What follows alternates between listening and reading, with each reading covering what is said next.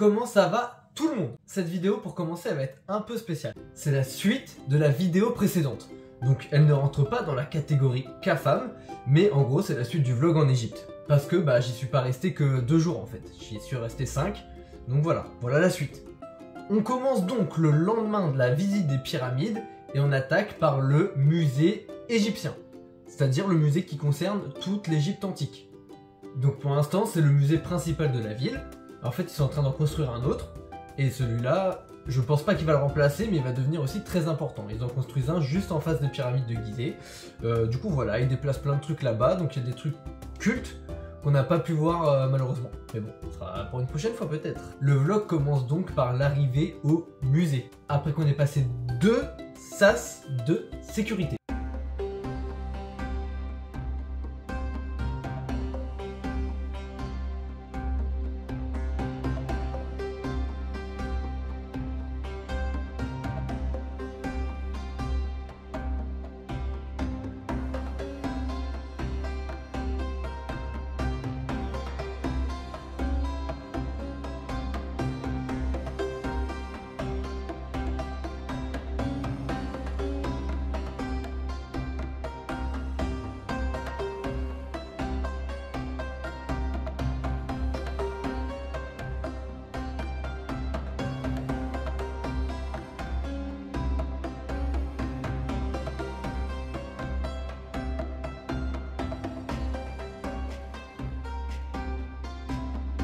Bon alors pour ceux qui n'auraient pas compris dans ma vidéo précédente le délire avec les aliens, c'est parce qu'il y a plein de théories qui disent que les pyramides ont été construites par les bonhommes verts en fait. Donc pour ça qu'on ne connaîtrait pas le moyen de fabrication, en fait qu'il nous manque plein de détails. Selon les théories aussi ça permettrait aux aliens de se repérer sur Terre. Bon c'est des théories qu'on ne peut pas valider ou dévalider en soi, hein, parce que 1 on sait pas si les aliens existent, 2 on ne sait vraiment pas comment ça a été construit, mais en vrai c'est toujours marrant. Et en vrai, je comprends que les mecs ils y croient, tu vois, parce que au jour d'aujourd'hui on a retrouvé 123 pyramides. Donc c'est quand même un chiffre colossal, et le truc c'est qu'on sait pas comment ça a été fait avec des moyens aussi rustiques. Donc c'est quand même un délire. Donc je comprends que les mecs y croient, ça veut pas dire que moi j'y crois. Mais voilà, ça me faisait marrer d'en parler. Et arrivé au musée, il y a plein de trucs qui pourraient confirmer ces théories. Je vous fais un petit mix, vous allez voir.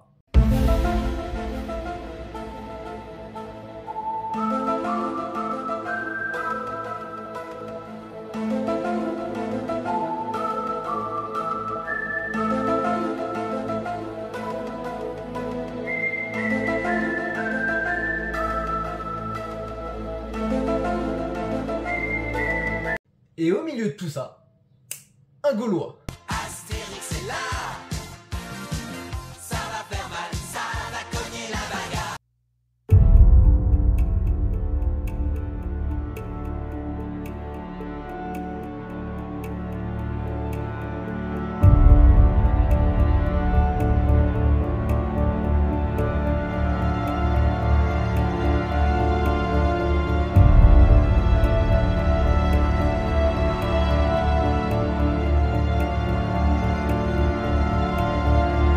Alors c'est aussi dans ce musée qui est entreposé tous les trésors de Toutankhamon. Malheureusement, c'est interdit de filmer dedans. Donc je suis pas un rebelle, j'ai rien filmé. Et comme vous le savez, du coup, les Égyptiens, ils avaient des papiers, le papyrus tout simplement. Et dessus, ils aimaient beaucoup écrire leur vie. Je dis pas ça en mode péjoratif, hein. Ils racontaient leur vie dessus. Le truc, c'est qu'il y a une scène qui revient assez régulièrement, qui est la scène du jugement de l'âme. C'est-à-dire ce qui va leur permettre de rejoindre l'au-delà après la mort. Donc là je l'ai filmé, je vous explique vaguement comment c'est. L'homme se fait arracher le cœur et est pesé dans une balance contre la plume de la déesse Maat. Horus surveille le cœur, pendant qu'Anubis, le dieu de la mort, surveille la balance. Le dieu Thoth, le dieu des scribes, lui, il note le résultat. Pour pouvoir rejoindre Osiris dans l'au-delà, il faut que ton cœur soit plus léger que la plume. Ton cœur est plus lourd, c'est la cata. Ça veut dire que t'étais quelqu'un de mauvais, et ça veut dire que Aman, pareil je suis pas sûr de la prononciation, mais lui là, il va te dévorer le cœur. En gros, il va te bouffer tout cru. Ça fait pas plaisir. Là j'ai réussi à déchiffrer les hiéroglyphes sur le papyrus. Ils disent donc abonnez-vous, likez et partagez la vidéo. Ah, c'est pas moi qui le dis, c'est les Égyptiens. En bref, c'était un musée super beau, je vais pas te faire tout le tour, on passe à la suite. On sort donc du musée, et là, je vais vous montrer un peu ce que c'est que la route, vue d'un piéton, ok? Vous allez voir, attention, ça va faire du bruit.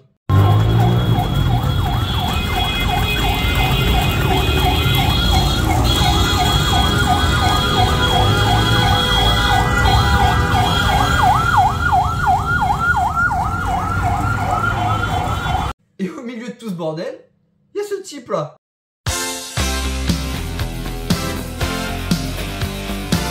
Bref, nous voilà arrivés au quartier copte et on y découvre pas mal de petites choses.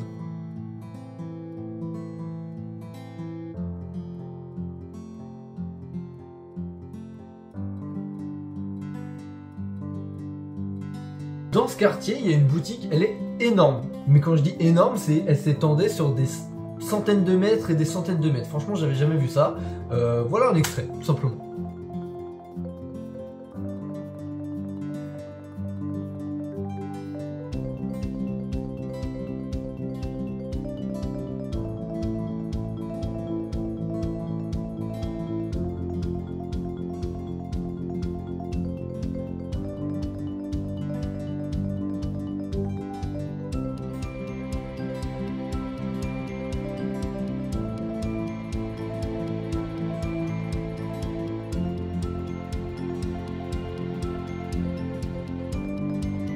Et après, du coup, on décide de rentrer. On prend un Uber. Et le mec, il a décidé de nous assassiner lui aussi. Parce que déjà, la route, on en a déjà parlé plein de fois. Mais le gars, il avait pas de ceinture. Enfin, il avait les ceintures, mais il avait pas les attaches.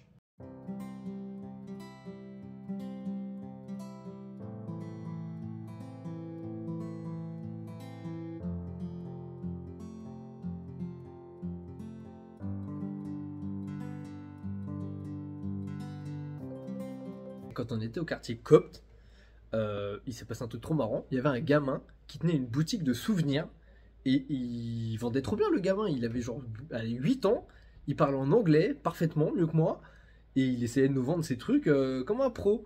C'était trop drôle, tu vois, genre dans les jeux vidéo, là, le petit qui tient la boutique, qui te vend les artefacts ou tes tenues ou machin bidule.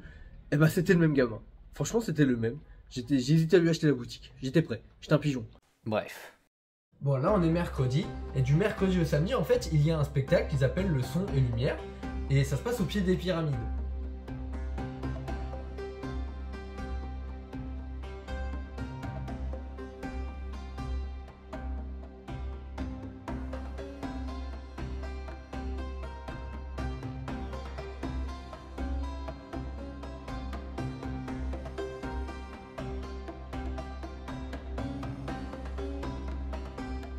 Pour notre avant-dernier jour, on décide de visiter la citadelle de Salah ad-Din.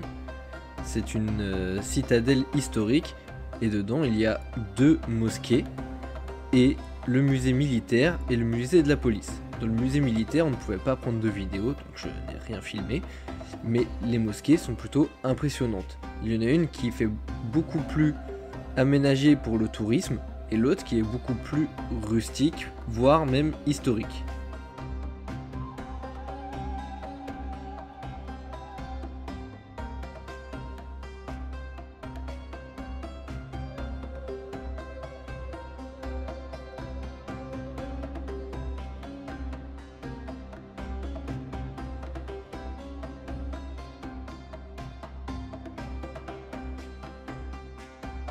Et des fois, on peut entendre ça.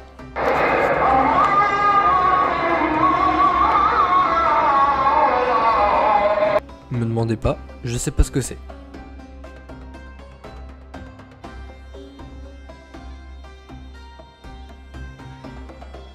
Bon, alors pendant qu'on est là, laissez-moi vous parler vite fait du Caire. Sa superficie est de plus de 3000 mètres carrés. C'est l'équivalent de 29 fois Paris. Et son nombre d'habitants dépasse les 21 millions. C'est donc plus de 10 fois Paris aussi. La ville est donc beaucoup plus vaste et beaucoup plus peuplée que Paris. Et pour ça, il y a 3 lignes de métro.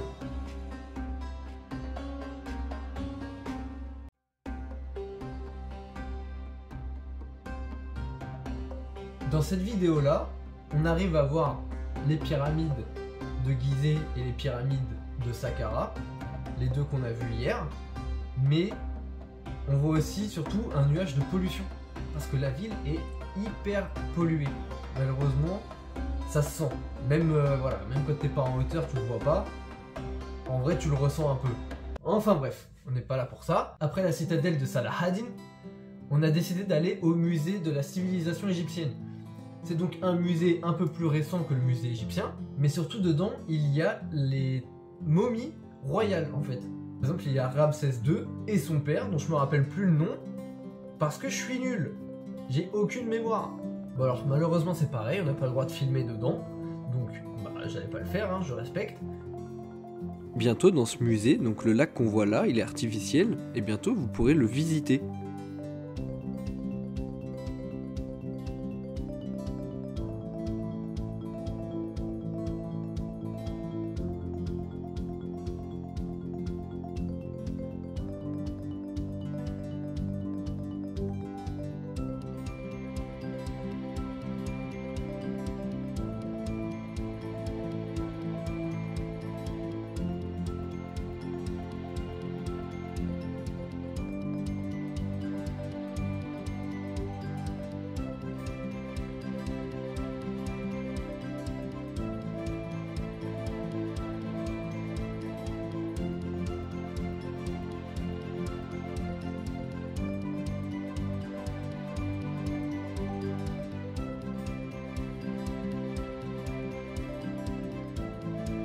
Bon, et ce soir-là, on avait un dîner croisière sur le Nil.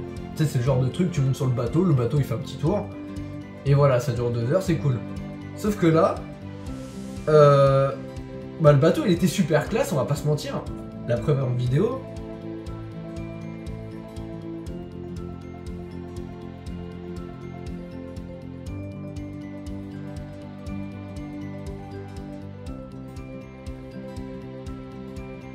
Et il y avait des spectacles. Et au bout d'un moment, il y a un mec, il s'est transformé en Pokémon le gars. Regarde-moi ça.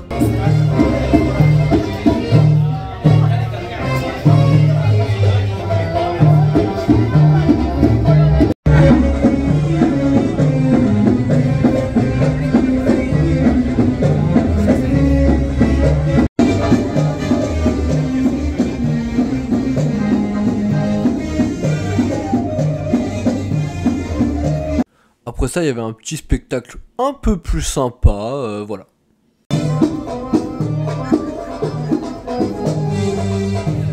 Du coup, après, j'étais beaucoup plus à fond.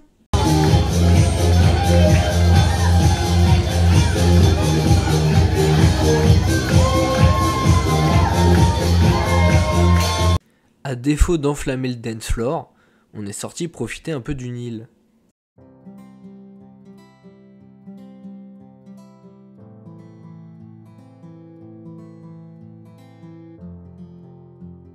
Donc là, c'est le dernier jour des vacances. Comme notre avion, il est tard, 18h45, on décide de déposer les valises à l'hôtel et on va voir la plus haute tour du Caire, ce qui permet une vue panoramique de toute la ville. Et on arrive là-bas et accroche-toi bien face à la vue. Putain, j'ai payé l'entrée pour aller en haut de la tour du Caire. On voit que dalle. Grosse arnaque. Moi c'était pas cher mais bon. Grosse arnaque et en plus, faut mettre le masque. Pas terrible tout ça. Et d'ailleurs ce jour-là, notre Uber, pareil c'était un type super génial. C'est-à-dire il nous a emmenés donc à la tour du Caire, mais surtout il nous a dit, je vous donne mon numéro, vous me rappelez quand vous avez fini, je viens vous récupérer, et voilà, tu vois, pas besoin de repasser par l'appli, machin, de galérer. Donc je lui dis ok, je lui envoie un petit message, je lui dis voilà, on a fini cette super vue, hein, et est-ce que c'est possible que tu nous emmènes voir l'obélisque Ramsès II, un monument important qu'on n'a pas eu l'occasion de voir, et surtout un bon spot pour voir le Nil. Le gars il nous dit, bouge pas, y a pas de problème. On monte dans son Uber, il nous emmène à l'obélisque, qui est juste là, incroyable, mais surtout, tu vois là les militaires qui sont dessus. Les militaires ils sont là parce que derrière il y a un bâtiment administratif ou je sais plus quoi, un truc important, et en gros bah personne n'a le droit de traîner autour, tu vois. Le gars il s'arrête au milieu du rond-point, le Uber, il s'arrête au milieu du rond-point, il demande aux militaires si, en tant que touriste, on peut se prendre en photo devant. Le militaire dit oui, aucune logique. Le militaire dit oui, on descend de la voiture en plein milieu du rond-point, toujours, hein. On traverse le rond-point, on se prend en photo, on repart. Mais trop gentil. Aussi bien le Uber que le militaire. Trop gentil les gars.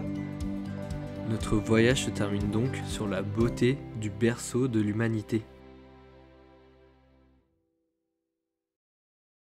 Bon alors, qu'est-ce que je retiens de ce voyage? Alors plusieurs choses. Déjà, la beauté, mine de rien, la beauté historique du pays. Et j'ai clairement envie de retourner en Égypte pour voir le reste du pays. Je sais qu'il y a des endroits dans le pays qui sont fous. Et voilà, je compte très fortement y aller un jour. Alors je ne rajoute pas à ma liste, parce que ma liste est déjà pleine. Mais on ne sait pas de quoi la vie est faite.